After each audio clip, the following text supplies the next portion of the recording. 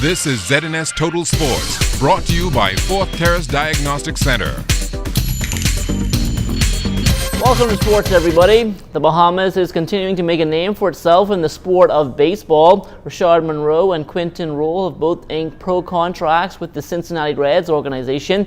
18-year-old Monroe graduated from Sunland Baptist Academy in June of this year, and he has represented Grand Bahama at the Bahamas Baseball Federation's National Championship since 2009. 16-year-old Roll is in his final year at the Jack Hayward Senior High School, and he was the youngest Bahamian in history to be selected to a men's national softball team earlier this year. BBF Secretary General Teddy Sweeting spoke about how the opportunity with the Reds came about. Cincinnati's been watching a lot of the young players. They've come down to our national baseball championships now, every year now for the last 3 to 4 years. The scout, Jim, has been very interested and very excited about the young men that participate in our nationals. You see the level of competition is exactly where we would like it to be, and it's continuing to grow. And he's going to come down every year. That's just the start of it. I think we're showing some great signs in respect of development. The Bahamas Olympic Committee held a press conference this morning, and as Charles Fisher tells us, there were a number of important items on the agenda. Some good news for our athletes. For the first time in history, Bahamas will be represented in gymnastics at next year's Pan Am Games in Toronto. Shy-spoken Simone Hall will carry the Bahamian flag. I hope to be better improved than what we was at the last games to qualify to be up head-to-head with the other girls that we competed against. It was a very long process in the making. Gymnastics has been going on the island since the early 90s, and there have been many struggles, and these girls definitely have made a milestone here by accomplishing what they have accomplished at the St. Anne Pan Am Championships. The good news did not stop there. Simone Pratt from tennis, Ariana Vanderpool Wallace swimming, and Joanna Evans also from swimming, Shane Knowles, Lothario Corley-Mintz, Shawnee Miller, Ryan Ingram, and Ramon Higgs from track and field, and Cynthia Rahming from judo have been awarded an IOC 2016 Rio de Janeiro scholarship. B.O.C. General Secretary Romel Knowles explains the criteria. Every 2 years prior to the Olympic Games, the host country grants to the Olympic Solidarity International Olympic Committee scholarships to athletes with a high view of them participating at the Olympic Games. And so these funds, last quadrennial, we subvented some 6 athletes. This quadrennial, we were successful in now subventing 9 athletes. And when this program is over, the Bahamas Olympic Committee will award each of the athletes some $5,000 in a travel grant, because we know that they have to travel to quite a number of events to train outside of what we do, some of the international competition. The scholarship, valued by the IOC at $780 per month. One of the athletes on hand was Rahming. The scholarship goes towards mainly my training, and that entails I have several coaches, so that would go to my sports psychologist, my gym weightlifting training, my judo mat side coach, and then also to my nutrition, and then it also goes to primarily my travel expenses. Good move there by the B.O.C. and good luck to all the athletes. For ZNS Total Sports, I'm Charles Fisher. All right, thanks a lot, Charles. Now, also at that B.O.C. press conference this morning, the Bahamas Volleyball Federation announced the arrival of Jose Sabbatini. Sabbatini is a certified FIVB coach and instructor, and he will be in town until October 13th to help aid our men's national team. You have a very, very well team here. But this team is maybe training 3 times in the week, 2 times in the week, sometimes 1 time in the week. You have a good team. You imagine this team, if you have good facilities, is training every day. 1 time, not 2. I don't ask about 2 times now.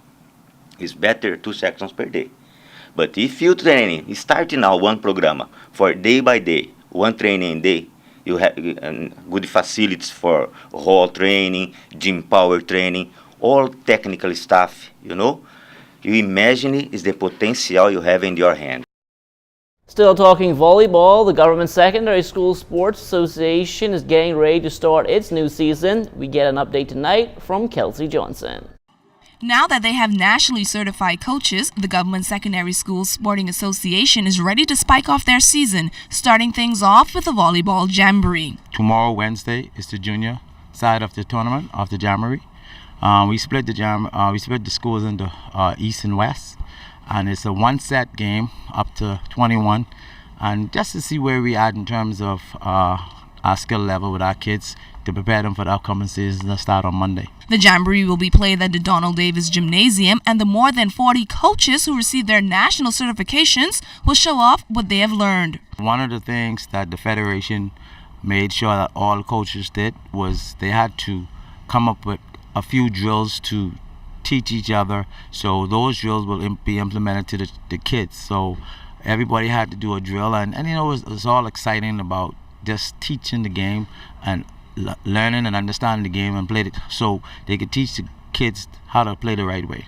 Not only will the GSSA gain, but the Federation is also looking to reap the benefits. In the past, volleyball has fallen a little because we just allow the kids to play tennis.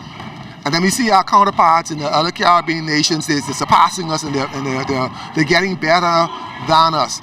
And it's simply because the things that we've been doing years ago, we've stopped doing, and they are now doing. Okay? So we have to get back to where we used to be. And I commend the ministry for recommending and mandating that these teachers be certified prior to every sport or every core sport that they teach and they coach. Kelsie Johnson, ZNS Total Sports. All right, thanks a lot, Kelsie. Well, the 2014 regatta season is winding down. The next big regatta everyone is looking forward to is Bryland next month. But as Julian Gibson tells us, a new regatta has been added to the schedule, and it will encompass 2 weekends of fun and excitement. Benson, after years of trying to pull off a major regatta, well, a Class C regatta will come to Roxanne Eleuthero September 25th to the 28th. This is probably one of the opportunities to be a feather in your cap. 21 years ago, we decided to go to Roxanne to try to put it together. It did not work then, and for years after that we tried. It never worked. Now today we could confirm that Roxanne is on. We were blessed and privileged to go to Roxanne to meet with so many community members and members from the community itself who came out to our meeting, and we're proud to say that it is on. Now, a qualifying regatta will take place this weekend at the Montague Foreshores, and only the top C-class boats will head to Eleuthero. So many great things are happening in terms of making this work. We have some great sponsors who have come on board.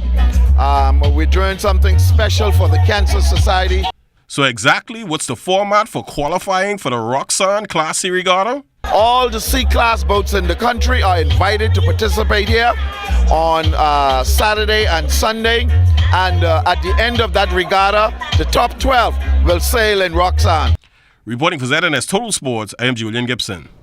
All right, thanks a lot, Julian. Well, it's a relatively quiet time for track and field in the country, but as Charles Fisher tells us, locals are still looking to take advantage of their free time.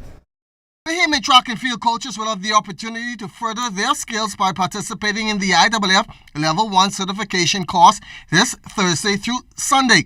Peter Pratt is one of the instructors. It is about the beginning introduction and the beginning of coaching for track and field coaches, and especially this one here is for primary school teachers and for any other interested person who want to get into the sport of track and field. What is taught is it's general concepts of track and field: running, jumping, distance, and throwing. 2 lecturers and 1 instructor dashing in from the U.S. What we do is teach the theory and give some hints on the practical, and we have decided that, seeing that we are targeting the primary schools and the youngsters to develop them, that whenever there is technical assistance needed by any of the coaches, any of the senior coaches will go by and assist in that particular area.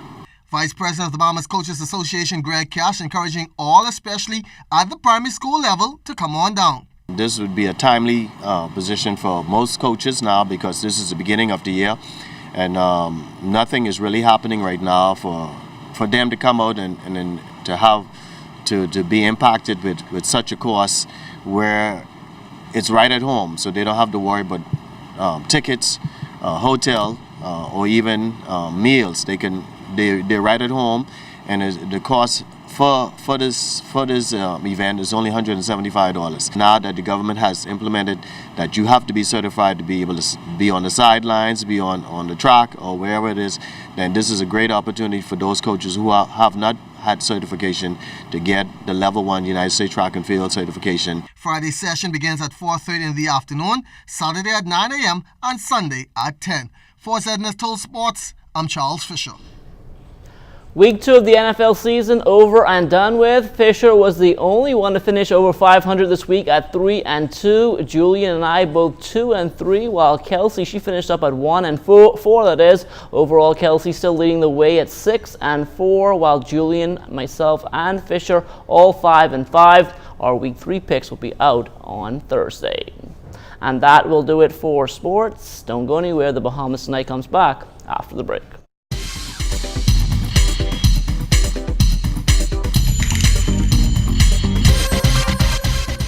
This is ZNS Total Sports, brought to you by 4th Terrace Diagnostic Center.